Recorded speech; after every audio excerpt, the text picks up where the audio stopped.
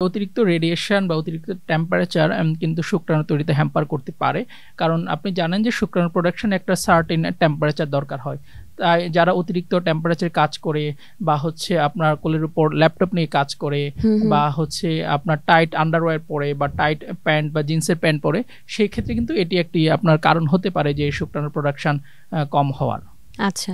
আর দম্পতিরা যখন আপনাদের কাছে বন্ধ্যাত্বের বা ইনফার্টিলিটির চিকিৎসার জন্য আসে, তখন তাদেরকে কি আলাদা কোনো নিয়ম বলে দেওয়া হয় কিনা? যে সহবাসের জন্য এই দিনগুলো ভালো হবে বা এভাবে কার্যক্রমটা করলে ভালো হবে, এরকম কোনো আলাদা নিয়ম কানুন আছে কিনা? জি, এরকম একটি নিয়ম আছে যে আমরা ফার্টাইল পিরিয়ড বলি, যে হচ্ছে আপনার মাসিকের ১০ম থেকে হচ্ছে ২২তম দিন, এই সময়টাকে আপনার ফার্টাইল পিরিয়ড বলা হয়।